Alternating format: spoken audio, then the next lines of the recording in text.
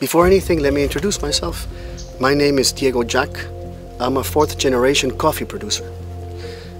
I'm from El Salvador, and my family has been in this business for more than 100 years, since the beginning of the 19th century.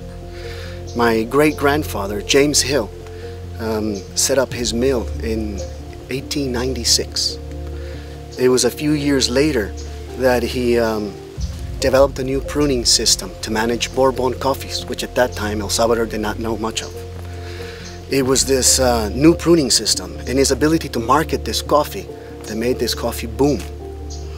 Many years later, El Salvador is known as the coffee place where Bourbon exists, a Bourbon country. My great-grandfather, James Hill, was one of the 100 most influential people in this country because he developed this pruning system and he was able to market this coffee. I grew into coffee because I was my father's son, and this was more of a father-son relationship activity because my father used to work Monday through Friday on somebody else's farms. He was also an agriculture engineer, and he oversaw big groups, agricultural part, which was made up of sugarcane and coffee. But on Sundays, we would always come here to see the farms, to oversee what everybody was doing, and then we would go have something to eat and go to the movies. So it was always a father and son activity where he actually managed to teach me how to do stuff without me knowing. So yes, I pretty much grew into this, and I really enjoyed it. I mean, for me, this is more of a hobby than actually a work. I don't take it as like some people don't like what they do. I really enjoy doing this. First, I studied culinary arts, so I can say that my first love was cooking, was the gastronomy, the culinary arts. My parents always supported me on what I wanted to study, and with this business and with a bakery as a base, the logic told us that pastries and coffee always work together. So we started this coffee thing. We were not in coffee-related business. We were not coffee producers, as many people think, and we were just coffee drinkers without much knowledge. Well, actually, I started in the world of coffee by accident. I was trying to looking for a job, and I left my resume in this famous coffee shop here in El Salvador. After that, the owner called me and we got an interview. It was kind of strange, but it was more like a talk. After an hour, he told me that I was hired for the role of barista. Then I started my training. Basically, it was by accident because I just was looking for a job and I finished into the coffee industry.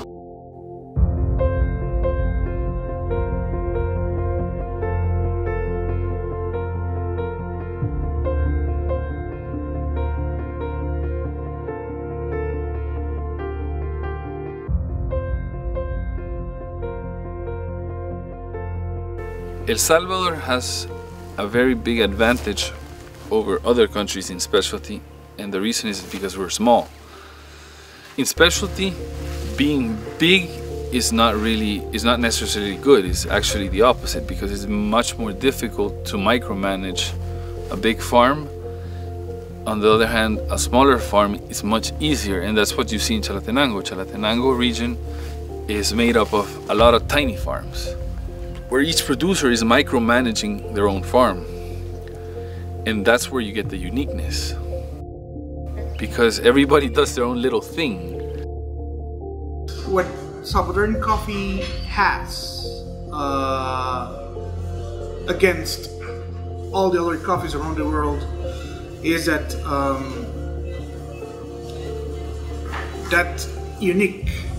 those unique flavors those unique varieties also. We are the creators of the Pacamara as a varietal. It's our pride. El Salvador is a very small country, so also the farms are very small farms. So for the producers, it's very easy to take care of them and to pick the coffees, to dry the coffees, to process the coffees.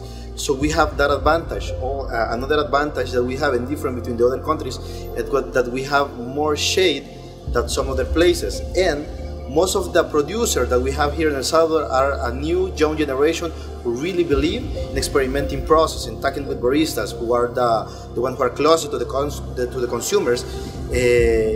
And I think all those changes, all that small things, make El Salvador a difference in terms of quality.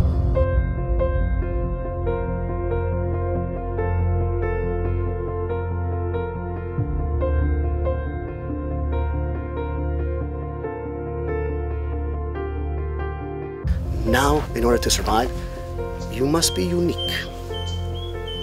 You must create a differentiation that allows people to pay you more for it. If it doesn't have extra value, then you're not going to succeed. If you're going to compete in an industry, you're either different or you're cheap. We are not cheap. We sell culture. We sell terroir. We sell a passion. We sell history. We're not cheap. We need to show the world that we are unique. So in doing so, 20 years ago, maybe 18 years ago, we said we have to have a vision to create something that nobody else has.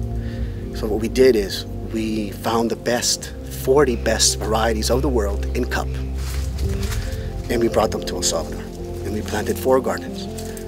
We learned which were the varieties that could produce a good quality here and that could produce well here and could thrive here. It took us many years to realize which were the best trees. Right now, we are standing in the middle of a pink Bourbon. This was the best variety in terms of cup, in terms of resistance, in terms of productivity.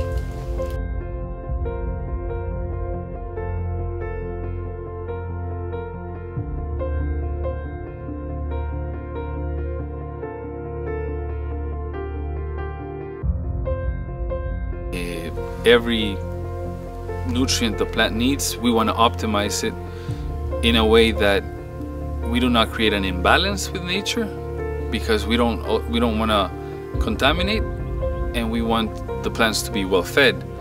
So that part is complicated, and after that we also have to find a way to grow coffee in harmony with the environment. Here, like you see, this is 100% shade farm, which is not very common nowadays because a lot of people like to get more yield, so that way they tend to cut down more trees, because the more sunlight the plant gets, the more production or the more yield you get.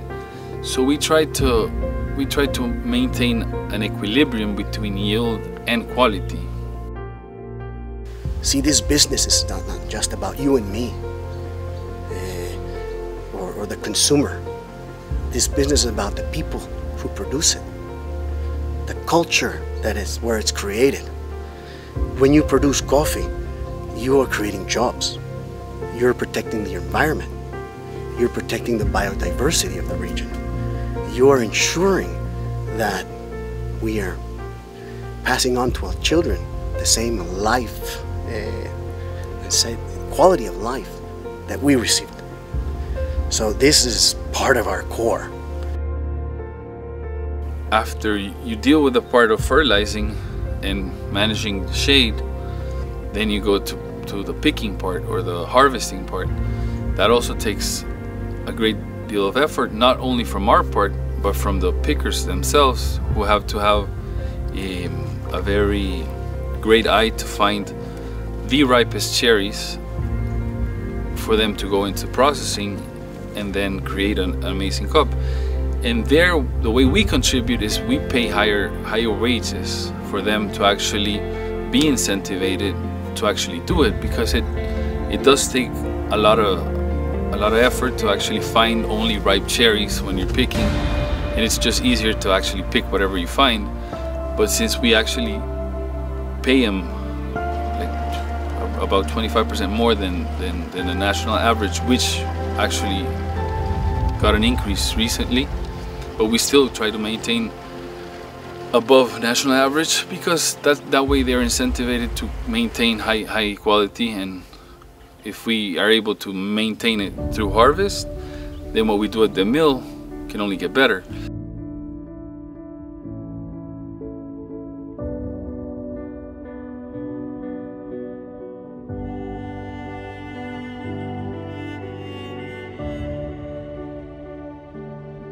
For me, this is the vision. Yes, let's produce coffee. Let's just produce unique coffees.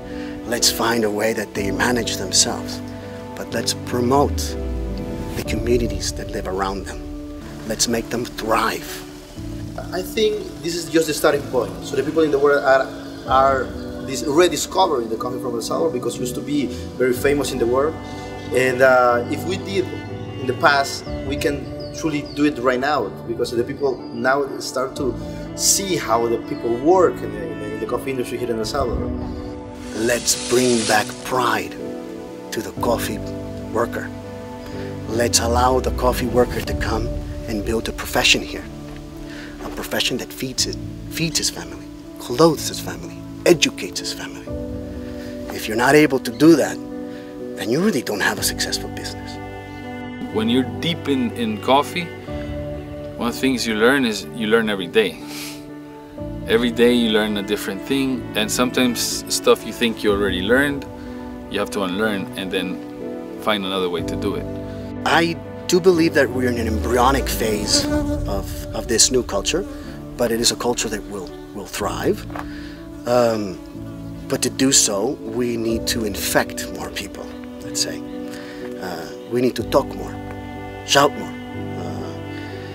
We need to explain to everyone that we are different, that not only are we unique, but we have a way of living, a way of managing things that make all our lives better.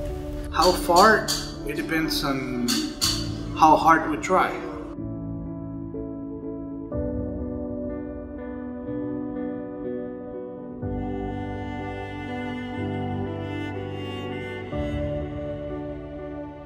And I truly believe that as you Japanese people, you guys believe in quality in terms of food, in terms of sake, drinks, I know you're gonna understand a little bit better Salvadorean coffee, because we are producing quality here. So if you want to try great coffees, please come to El Salvador.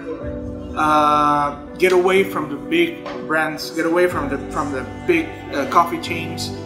The ones that serve great coffee are the small places, are the people that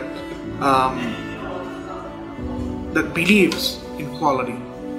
I invite you to try the coffee, to see how this coffee quality can blow your mind. So I invite all of you guys to get the adventure of coffee from El Salvador. It could be a great experience if you give us a chance to serve what we do the best. I would say to keep looking for the best cups in El Salvador and to keep drinking this amazing specialty coffee. I mean, every region in El Salvador has its own magic and its own cup profile. So the best way to find out is to keep trying them and buying them. I would ask them to be part of us, to share our vision, share our dream, share our uniqueness. This coffee business is not a business, it's a friendship. I wouldn't call it a friendship, it's a marriage. What we try to do is when we share something, is give them a part of us. Let them feel who we are. So I would just invite them to be part of us. Let us share our happiness, how different we are, our culture with you.